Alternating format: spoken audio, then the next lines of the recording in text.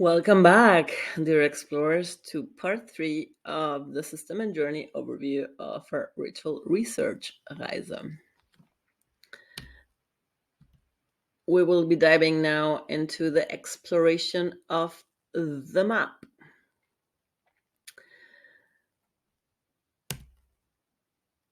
So, the map is not the territory, one for more. This already very famous quote from Kurzymski, I never know how to pronounce that very well. But this very famous quote points towards the fact that this model is a conceptual framework. It is, if you want, so a mind map with arbitrary categories to explore a very elusive territory, the elusive territory of consciousness. Perhaps instead of consciousness, we could look at also an exploration of intelligence. It could be an exploration of the central nervous system or of the brain itself. It's called the 8-circuit brain model, although more recent users rather refer to it as the 8 circuits of consciousness model. And as far as brain maps go, with neuroimaging that we have available in our newest neuroscience research, it's not a very accurate map of the brain. We have to remember that it was developed in the 60s, so it was based on the neuroscience of this era. We have made quite some advantages in brain mapping and brain imaging, so that the different categories this map points at two cannot be said to be held or validated by the current neuroscience research. Nevertheless, this can still serve as a map as consciousness or human intelligence, defining 8 different dimensions of human intelligence based on the workings of the nervous system. And it can also map a range of different dimensions of human experience available to us through the central nervous system. So anyhow, I find this map is still useful. And it also depends always like what you want to explore in the territory, right? If we take the metaphor now to like real maps, if you take a geopolitical map, you will discover different aspects or information of the territory, as if you take a map, a landscape map, or a map of the rivers and mountains, or a map of the religious sites. So depending on like the focus of the map, you will be having a different experience while navigating the territory. Even if it's the same territory, the map you take as a guidance post will show you different things. So this can be also pointed to our consciousness maps, right? You can also use the chakra model, you can use spiral dynamics, you can use the hexagram, you can use the tree of life, the Kabbalistic map with the sephiroths. So there's always already different maps available for the navigation of consciousness. Depending on which map you're working with, you'll have different experiences. So take this as one flavor of experience you can't have while researching the elusive territory of consciousness. Deep breath.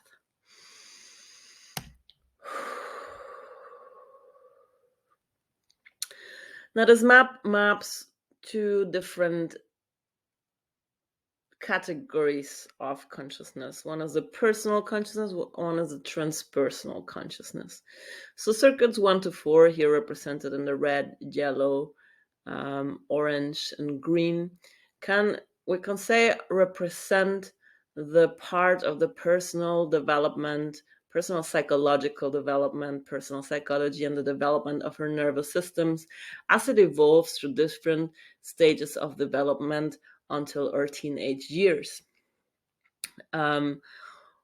This can be seen as a different survival strategies that our nervous system develops to develop physical survival, emotional survival, conceptual survival, and social survival strategies to navigate our experience on Terra while we are developing ourselves.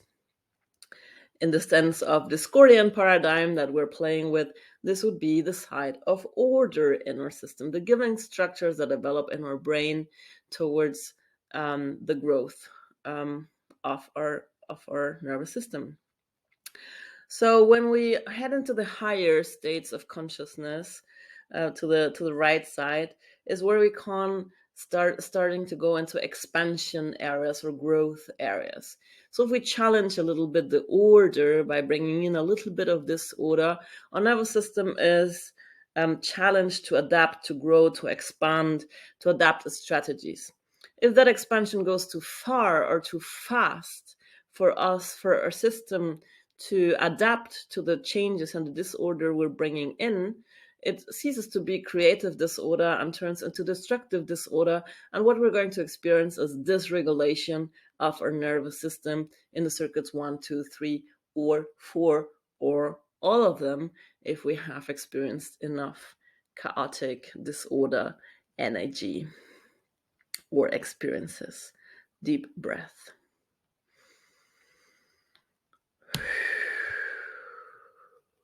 Circuit 5 through 8 here represented the blue, the purple, pink, and black dots are representatives of the experiences of transpersonal psychology, or also altered states. In terms of chaos magic, this would be the experiences of gnosis, or in terms of neuroscience, it would be more about windows of neuroplasticity that open up once we enter this kind of experiences in the brain. So as long as the circuits 1 to 4 remain responsive to the experiences of altered states and manage to integrate the creative disorder coming in, we keep in the side of responsibility and growth and expansion. If we're putting in too much disorder, we'll end up dysregulated. Deep breath.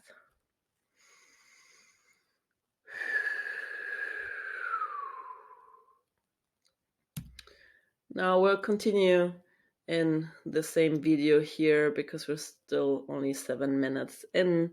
So the next point would then be to look at it as a compass. So I like the representation of this map on the chaos star. The chaos star can be seen in a sense also as a compass pointing in different directions. And I like this representation for once because it does not imply hierarchy of the circuits. Every one of the circuits is valid on an axis. Every one of the circuits is important and has a part of an experience to deliver to us. It also can serve as a compass in the sense that we can see like how well balanced our system is. If we kind of like make an assessment on a scala of 1 to 10 where we are at the different circuits, and then as a representation, this could be like a representation of a classical maybe a classical well, maybe not that classic, but like a system that we might usually encounter in our Western hemispheres amongst quite conscious people. So you have like halfway good development in circuit 1. There's like good body, good survival. So there's not much survival anxiety. Usually a not very well developed emotional circuit. Very highly developed mental circuit. We live in our minds most of the time, our beautiful minds, and a fairly well developed social circuit for social navigation. Then there's like some access to ecstatic spaces, to being present and here and now, some access to psychic abilities, some access maybe it's also to more mystical experiences, and most of us do not have much access to out-of-body experiences, lucid dreaming, or even intimacy with death and void, which is something we kind of avoid in our Western hemisphere. Deep breath. So let's take a little bit of a closer look at the circuits. We have for red circuit 1, yellow circuit 2, circuit 3 in orange, circuit 4 in green, circuit 5 in blue, circuit 6 in purple, circuit 7 in octarine or pink, and circuit 8 in black. Let's go. So circuit 1, I call biomaintenance, because that's the circuit that takes care of regulating all functions that lead to the bio-unit survival. Usually most of this process happens unconsciously because we don't not think about how our liver is processing stuff. We don't think about how our intestines is processing stuff. We don't really put consciousness on most of the processes that keep our bio-unit maintenance alive and kicking. Leary himself called this the vegetative invertebrate system because it evolves very early in invertebrate animals. So it's like kind of like the lizard brain, oral biosurvival circuits, including like more the Freudian perspective. Antero-alico, so the physiobiological intelligence. So it's like the intelligence of our biological unit to navigate survival issues, and is characterized by the will to survive. I have correlated it to red magic, what is the magic of fight, of war, the magic of defense, as well as represented here in the symbol, and the magic of vitality. Deep breath.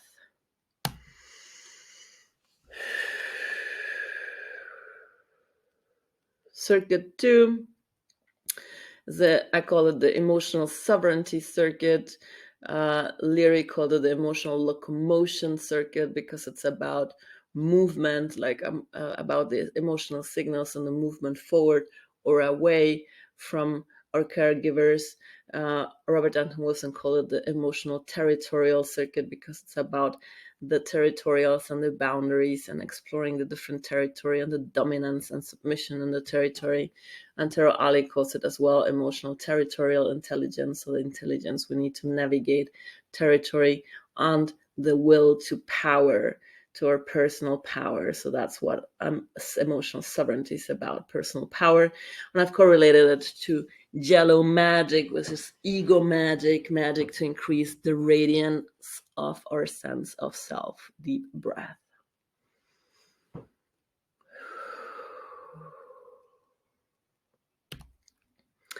And then there's the third circuit, which I call the map and sense making circuit. Leary recorded the laryngeal symbolic circuit because it has to do like with this voices we do through our larynx, creating language symbols. So also interpreting symbols.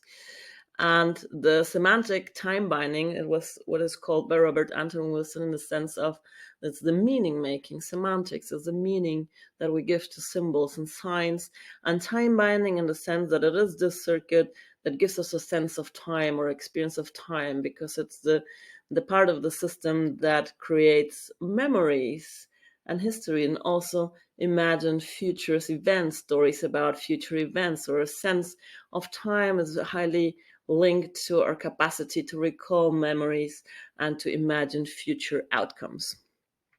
Antero-Ali called it the symbolic conceptual intelligence, so dealing with symbols and concepts and the will to reason.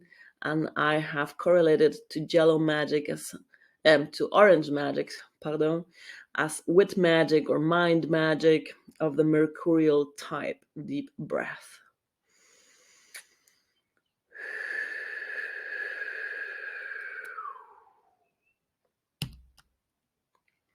Circuit 4, I have called social navigation circuit.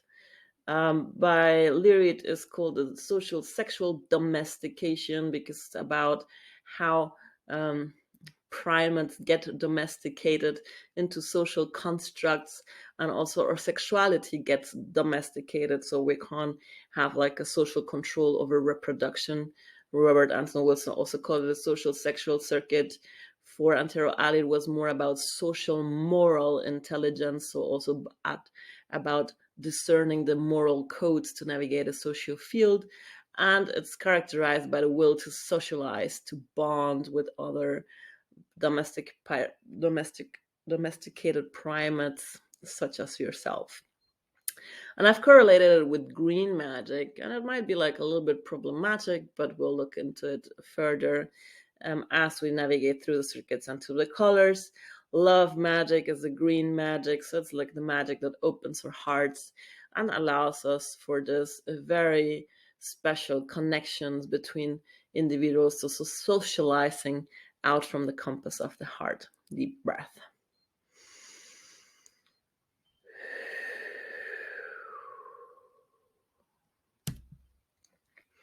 Then we have the somatic hedonist circuit, circuit 5, which Leary called the neurosomatic circuit. Everything with Leary and Robert Anton Wilson of the higher circuit starts with neuro something to make it also more fancy in neuroscience lingo. So it's about the part of the circuit that processes, part of the neuro circuits that process somatic experience, so like physical sense. Robert Anton Wilson called it the neurosomatic technicians, in the sense that those that are aware how to influence and manipulate the circuit can also kind of like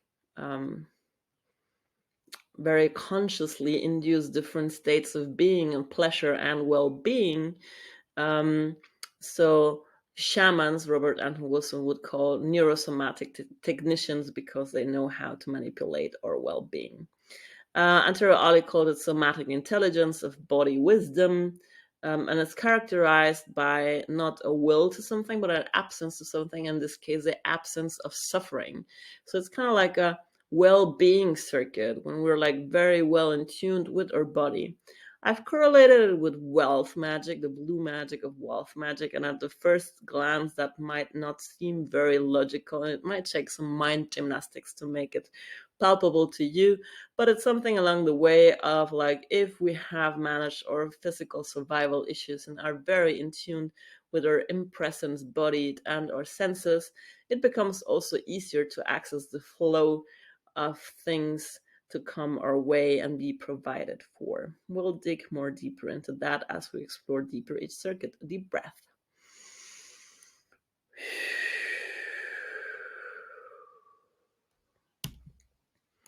Then we have the circuit 6 neurohacking magician, as I call it. This is where like the chaos magician consciousness comes in.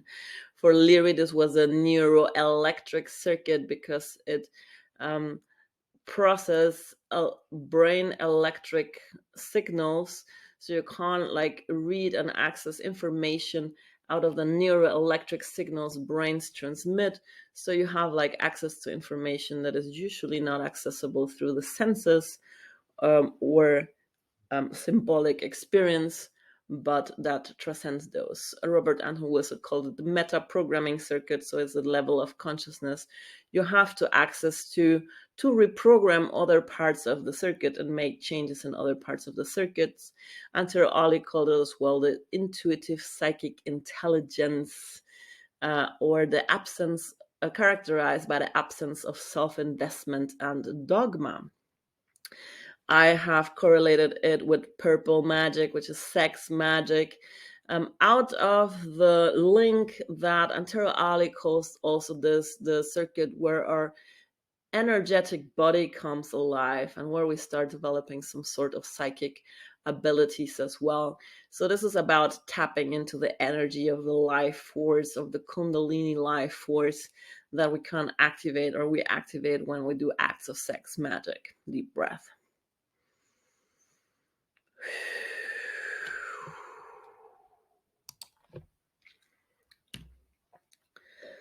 And then we have circuit 7, I call the cosmic network connection. So this connection to higher sources of intelligence and states of mystery and oneness, or God kinds of experiences. Leary called it the neurogenetic circuit because he thought that through accessing our genetic imprint, we can also access kind of like the cosmic blueprints of our life's journey. So it's where like the connection between genetics and astrology come in. For Robert Anton Wilson, it was a morphogenetic circuit. So this sense of like how we interact with cosmic networks through the morphogenetic field around us.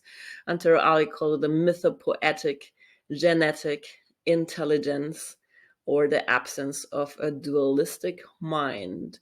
So how we interpret the cosmic play through mythopoetic language, or accessing our genetic blueprint imprint. Astrology could be such a mythopoetic language, for example. And I've correlated it to octarine, which for me is pink, which would be like the purest of magics. That, like this manifesting out of synchronicity without much effort, intentionality, or thinking about it. And last but not least, a radical transformation, circuit 8. For Leary, this was a neuroatomic circuit, or the non-local quantum circuit from Robert Anton Wilson. This is where all this complicated quantum mechanics, physics comes in, or where our consciousness separates from our local, from our physical link. So quantum non-local intelligence for Antero Ali, or absence of ego identifications. This is a realm of all the kinds of out-of-body experiences that lead to radical transformation of our life experiences when we also disconnect from ego identification. So it's like also kind of like our spiritual intelligence. And I've correlated it with black magic, death magic, as the magic of impermanences, endings, and transformations, not necessarily only reduced to the magic of killing other people, but endings of ourselves to indulge in transformation. So this is the first run through the different 8 circuits in the phase correlation of magic. We will be exploring this in more depth as we progress through our weeks, one color and one circuit at a time. This is for now the third part of the introduction series. Good fight and good night.